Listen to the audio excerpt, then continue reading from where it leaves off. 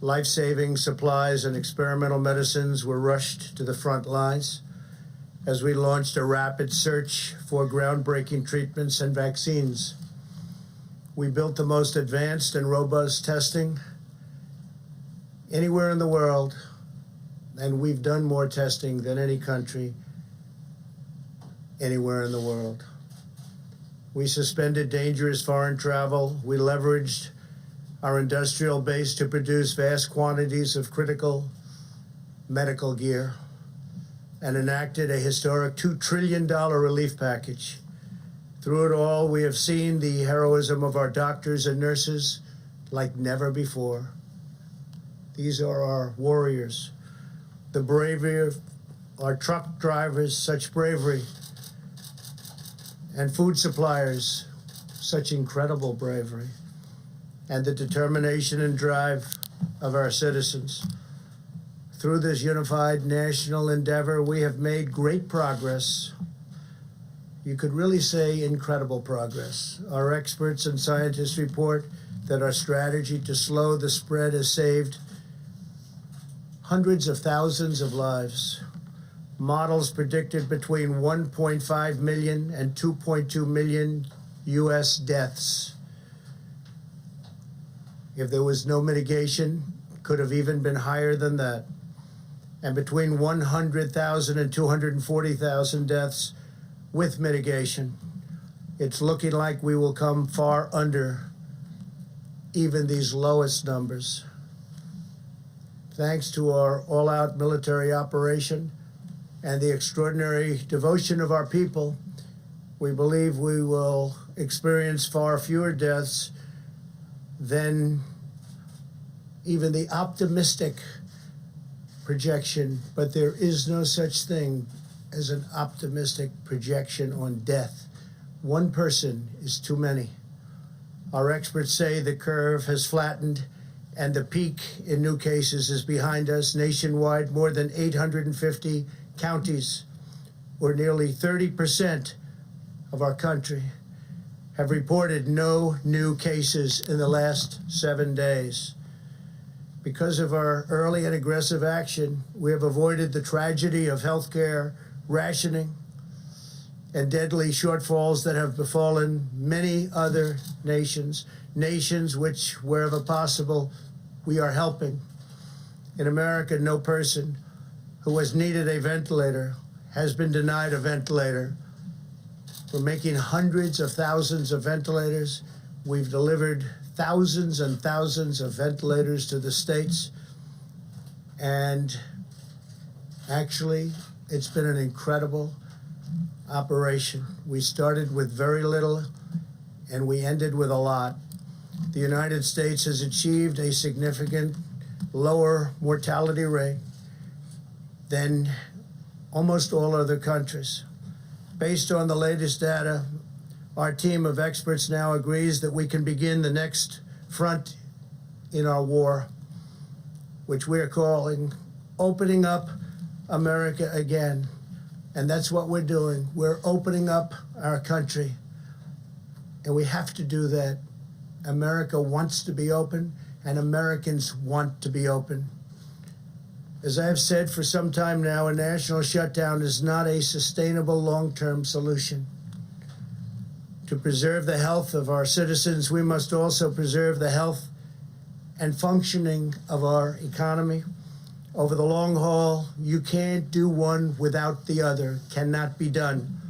To keep vital supply chains running, these chains have to be taken care of so delicately. They're delicate. The balance is delicate. We want to deliver food and medical supply. We must have a working economy, and we want to get it back very, very quickly. And that's what's going to happen. I believe it will boom. A prolonged lockdown combined with a forced economic depression would inflict an immense and wide-ranging toll on public health. This includes a sharp rise in drug abuse, alcohol abuse, suicide, heart disease, and many other dimensions of physical and mental well-being. Moreover, many patients have put needed medical care on hold, creating entirely new hazards for public health. Our country has suffered. The world has suffered. 184 other countries have suffered. Therefore, my administration is issuing new federal guidelines that will allow governors to take a phased and deliberate approach to reopening their individual states. I've dealt with them now a long time, and we've had a great relationship. Democrat, Republican, the relationship has been good. This strategy is based on hard, verifiable data. I want to thank Dr. Birx for her incredible leadership in crafting these guidelines in consultation with scientists, experts, and medical professionals across government. Dr. Birx will explain the guidelines in more detail in a few moments. And Dr. Fauci has been absolutely terrific. We've all worked together, and we've worked together well. They are interested in the health of our country, and we're all interested in the viability and making us truly great again. We took the greatest economy in the history of the world, and we closed it in order to win this war, and we're in the process of winning it now. Our approach outlines 3 phases in restoring our economic life.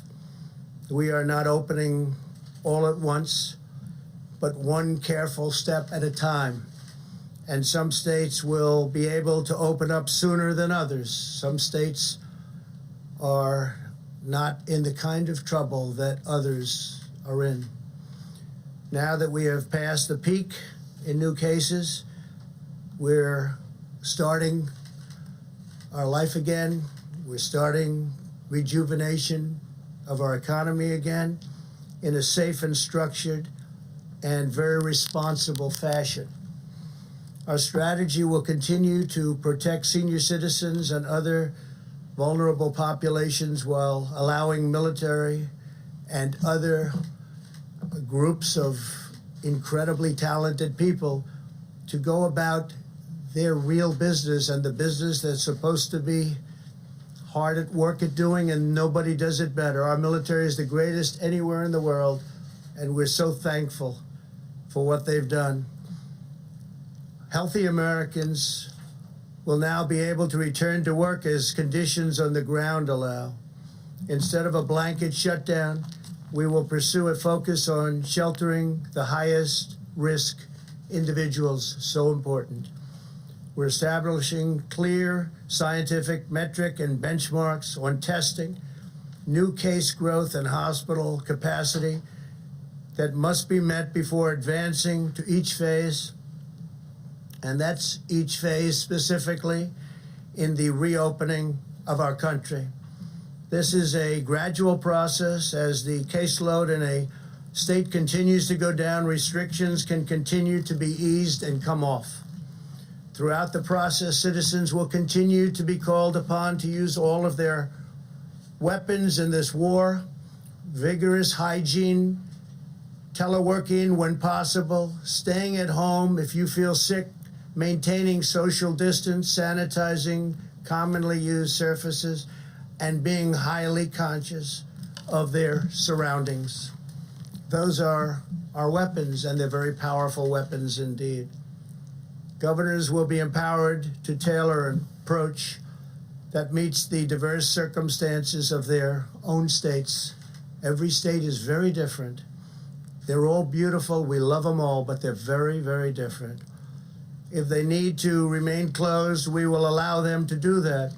And if they believe it is time to reopen, we will provide them the freedom and guidance to accomplish that task, and very, very quickly, depending on what they want to do.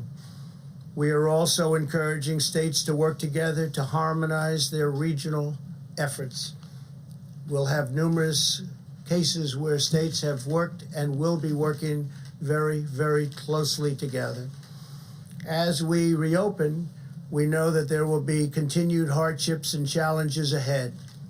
Our goal will be to quickly identify and address any outbreaks and put them out rapidly.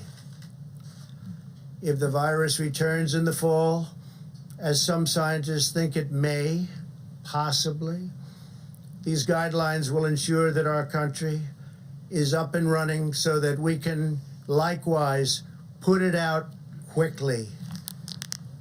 At the heart of our strategy is the vital role of medical research, especially for therapies that will significantly improve outcomes for high-risk patients and reduce the need for urgent care.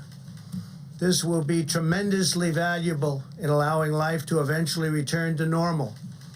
At least 35 clinical trials are already underway, including antiviral therapies, immune therapies, and blood therapies in the form of convalescent plasma. You've all heard about some of these events and some of these therapies. They've come a long way. What's been done in the last 4 weeks is incredible. We will also continue to expand our testing capacity. We have now completed more than 3.5 million tests, by far the most anywhere in the world.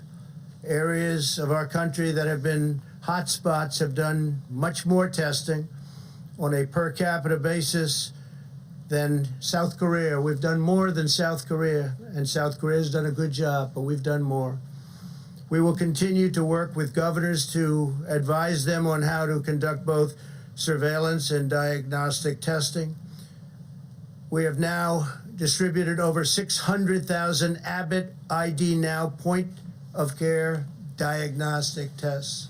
These are tests that are done on site, and within 5 minutes you know the answer, positive or negative. In recent days, we have seen a dramatic increase in the number of tests performed by hospitals and academic institutions, with more than 120,000 tests recently reported in a single day, far more than any country in the world has ever been able to do. And our numbers are actually going up.